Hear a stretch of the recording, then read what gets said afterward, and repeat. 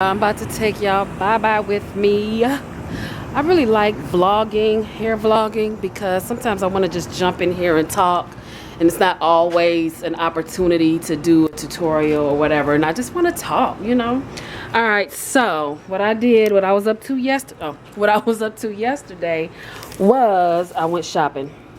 I did not know that the beauty supply store near me had this, and guess who it's for? Yes, I was shopping for you all and for myself, because I'm just in the spirit of giveaways. And yes, the current giveaway is still open, and I'm getting ready for another couple of giveaways. So the third giveaway I do is going to be on my other channel, the Product Junkie, but I'll tell you guys about it in the future, near future. Okay, so I was not sure. I'm ready to do crochet braid. I don't know if I really like this hair, because look at how it looks.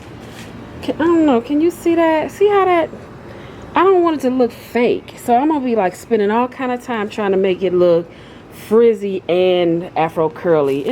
I don't know, just always something. So I was torn between that or giving myself some fluffy little twists.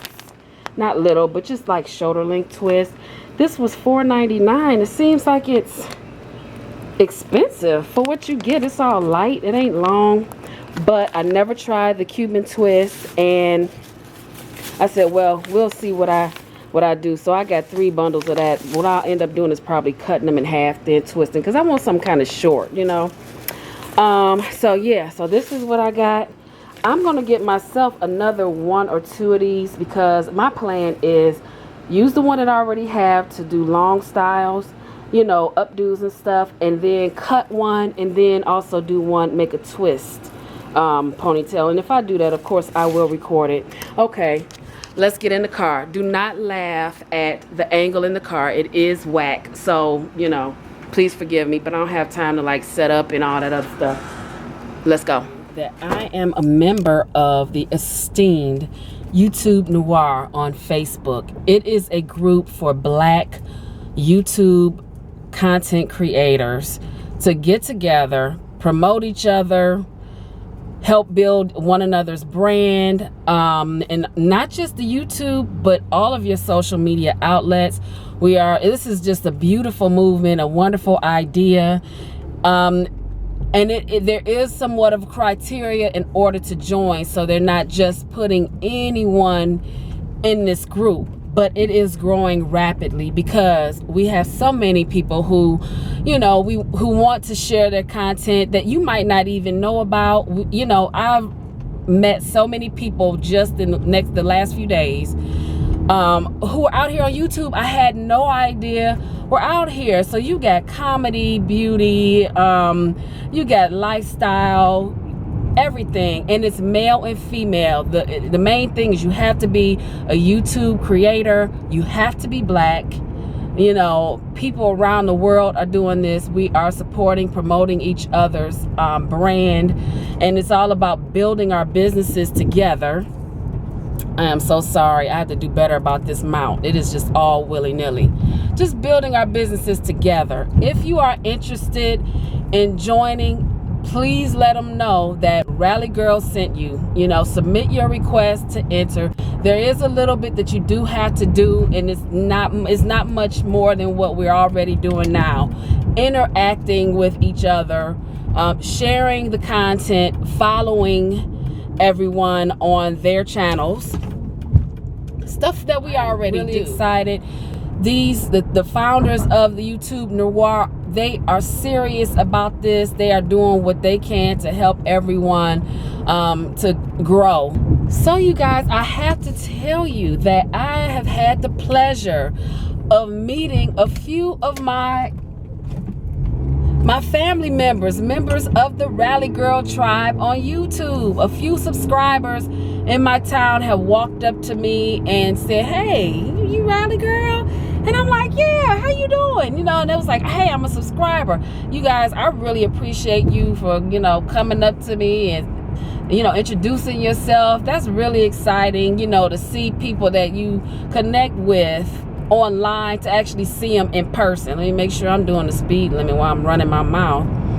Yeah, to actually see them in person is just so cool.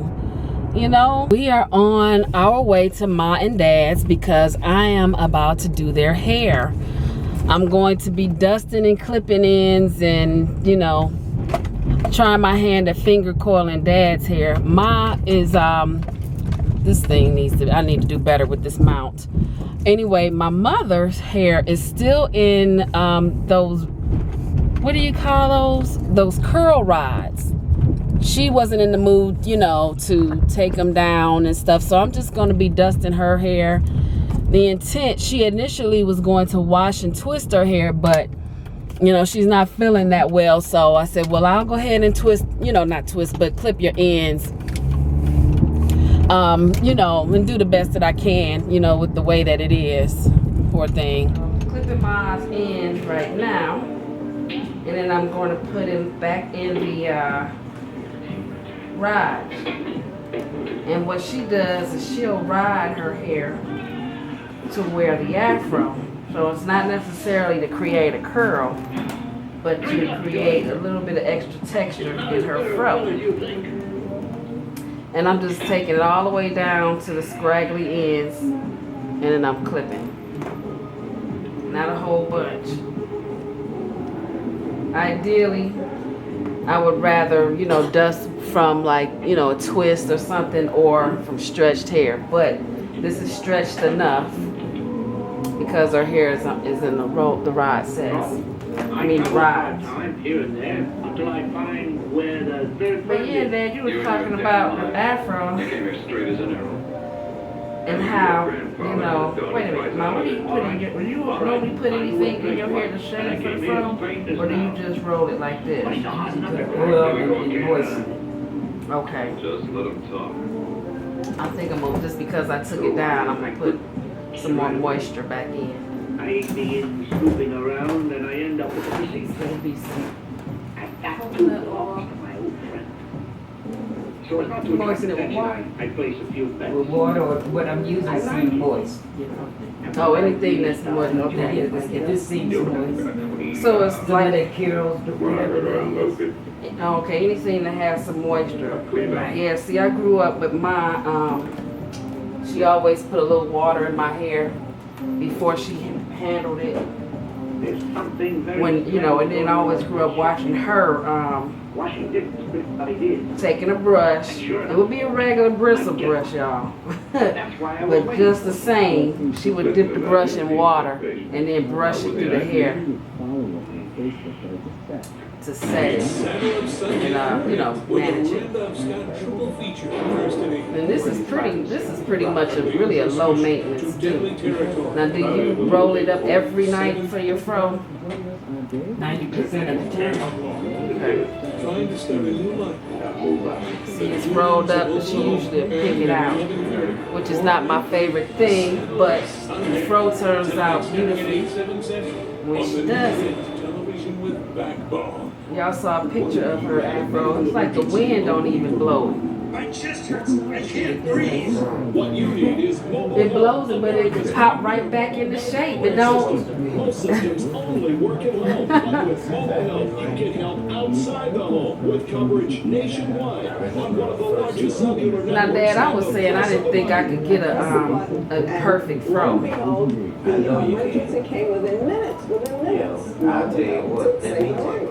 No question about Yeah, that. Dad was used to always To the formatting to know. what'd you say, fromatic? You go have some.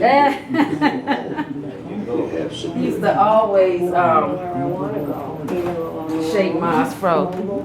keeps me.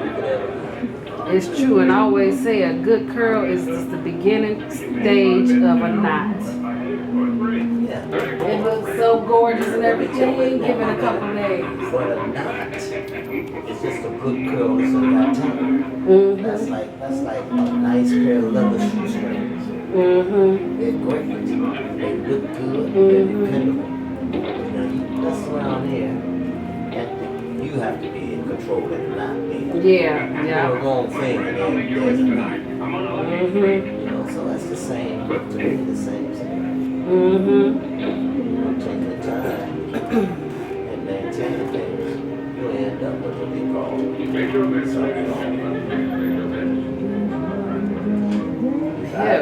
I feel Yeah.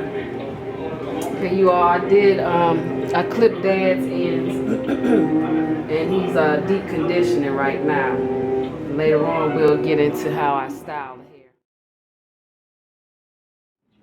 You see y'all, the little perfect little curls there. That's 4C hair. Let me just, but they just like perfect little ringlets. Boom. They're the size of like those coils that you see in those writing pens, like those big pens. And see, I ran into some knottage. Okay, you all, this is my first time finger coiling, and I did most of it, but there's certain, like the sides, they won't coil, so I had to 2-strand twist them. Okay, but this is as far as I got so far. And when I finger coil, I take shea butter and my Eco Styler gel, and I just do this. You know, I do that, and I do it at the base, and I keep going, and then I have a coil. But I didn't film a lot of it because it was somewhat tedious because I was trying to feel my way around, but there you have it.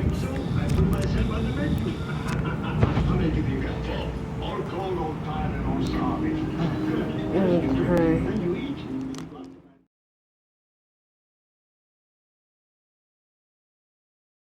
I see that we're gonna need to pay, you know, some attention to like the middle section of his hair. You know, growing up, his hair was always really tightly coiled, just tight.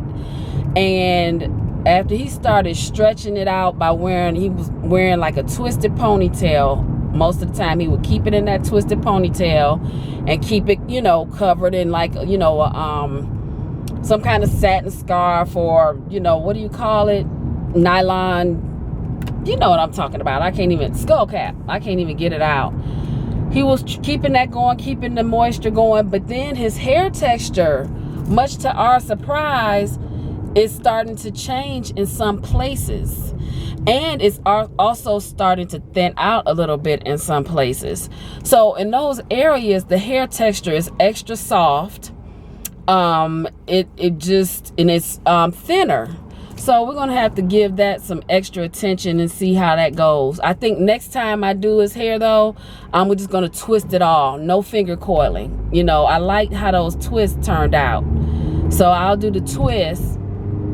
And then too, I'm wondering how the finger coil is gonna react when I get back to it, you know, because I can't do his hair all the time and he has trouble getting back there. He always says he has 10 thumbs because his fingers are so thick. So he don't know right now, you know, about the separating and, you know, all that other stuff.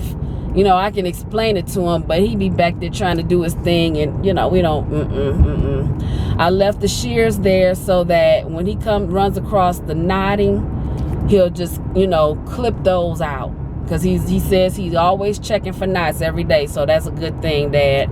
And he says he always moisturizes every day, so that's a good thing. He said, no matter what, I moisturize. I'm like, all right, okay. All right, you okay? You wants to really retain length. Look at him. So anyway, but back in the day, Dad was, you know, that guy who, when he got that process done on one day, then 2 days later he would go get it in another style, then another day he might get it clipped, and then, you know, so he was going 2 to 3 times a week getting that hair popped, you know, just getting it laid out. That was, you know, the finger waves, they was the cavadas, they was getting that, you know, or he was also wearing the Mr. Spock. I saw pictures of that. That was cold. But anyway, so, you know, years went by where he wasn't, you know, doing all of that, you know, wife, family, you know, you working, this man working and holding it down. And now he's back to like, okay, I want to get my hair back together. I know at one point he was rocking the Frederick Douglass. His hair was, you know, as you see how white it is, and he had did something artistic to it. He had suited himself up, and it was so unique. looking, and I loved it. You know, I'm gonna have to find a picture, see if I can find a picture of that to share with you all one day. And his hair was, what it was is his hair wasn't tight enough to do the fro. You know, I think at the time he still had chemicals in it and it was growing out, but it was, you know, like kind of long. So he was doing something really artistic. I was like, go ahead. Anyway, enough of that. Until the next video, you guys, live simply and be kind.